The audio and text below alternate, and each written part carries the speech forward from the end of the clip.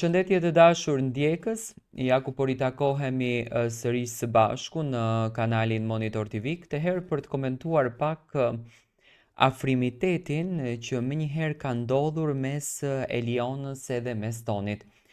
Menjëherë mbrëm pas përfundimit të Prime-it, Eliona dhe Toni kishin një bisedë jashtë. Kishin një bisedë rreth pëlqyeshmërisë së tyre, rreth afrimitetit të tyre, apo rreth atij mesazhit që babai i solli Tonit nga jashtë. Eliona i thonte që ti e din, ne të dy e dim shumë mirë, që nuk kemi pëlqim ndaj njëri tjetrit, që nuk kemi emocione ndaj njëri tjetrit, por Toni me buzëqeshje i thonte që ti je shumë e bukur. Por ajo që mua më ra në sy, nuk kemi pëlqim ndaj njëri tjetrit, por 3 herë u përqafun. Nuk kemi pëlqim ndaj njëri tjetrit, por shikimet vezullonin. Eliona e shikoi që mundohet të luan lojë, mundohet të krijojë strategji dhe dëshiron që të rije qartë me të gjithë çunat aty brenda. Domethënë, nuk ja toleron vetes së saj që të krijon një lidhje dashurie brenda shtëpisë së Big Brotherit dhe normalisht unë e mirë kuptoj.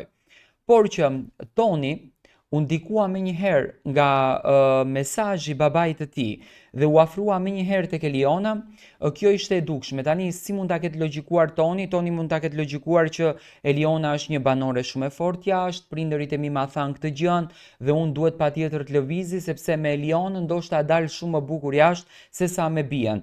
Okej, jam kundër degenerimit publik që i bëri babai i Tonit bijës, por mesazhi i cili erdhi ishte mesazh i dukshëm. Toni filloi mbrëm të bën këto lëvizjet e para për të ndërtuar një lloj emocioni apo për të ndërtuar një lloj nisme të dashurisë me bian. Me Elionën, m'falni, do të shohim se si do shkojnë raportet edhe pse Eliona ja preu qartë. Unë shikoj tek Eliona më shumë pëlqyeshmëri në fakt ndaj Edit sesa ndaj Tonit. Më shumë është e fokusuar tek Edi, ajo edhe kur Dolce ishte brenda shtëpisë, domethënë kujdesej për Edin, mundohej që Edi të ishte i lumtur etj, por Edit i pëlqente më së shumti Dolce dhe Elionën e kam thënë gjithmonë që e ka trajtuar në raportin e motrës. Tani, në qoftë se të tjerët e quajnë Tonin pedofil për faktin sepse do dashuro ka një vajzë 18 vjeç sepse vajzën e ka 13 vjeç, mua nuk më duket diçka pedofilizëm kjo gjë, më duket shumë okej, sepse Eliona është në moshën 18 vjeç dhe këtu nuk është se lidhja do të bëhet me zor apo ai do ta përdhunon, domethënë afrimiteti apo mesazhi që i dhan prindërit nuk ishte një mesazh pedofilie, ishte një mesazh që dëshironin ta shohin djalin e tyre sa më mirë dhe çdo prind realisht dëshiron ta shikon fëmijën e vet sa më mirë dhe ç'të keq që ka në këtë mes për ta quajtur edhe pedofil.